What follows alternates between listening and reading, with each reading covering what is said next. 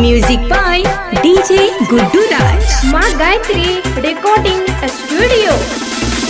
बड़ी जान लागैया बाबा दर्शन दह बड़ी जान लागैया बाबा दर्शन दह सवेर उग उग सूरज देव भेल आराघा कबेर उग उग सूरज देव भेल आराघा कबेर बड़ी जान लागैया बाबा दर्शन दह सवेर उग उग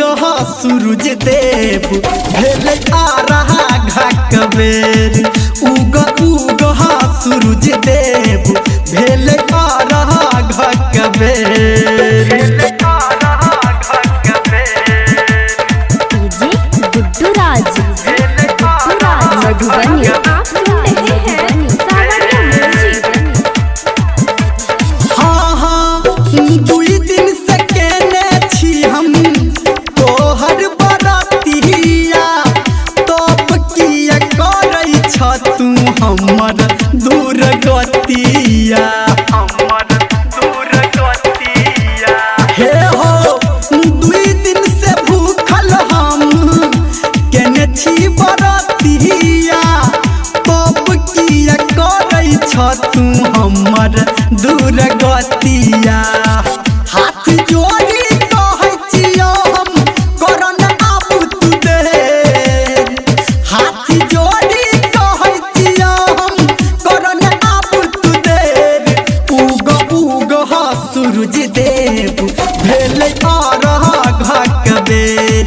उग उग सूरज देव भेल आराघा कबेर डीजे गुड्डू राज मधुबनी।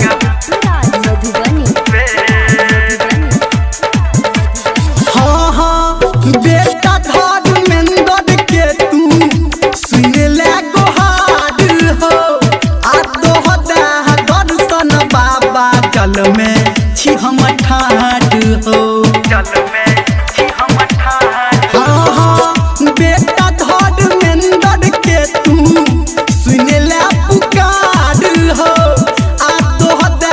दर्शन बाबा जल में छी हम ठाढ़ हो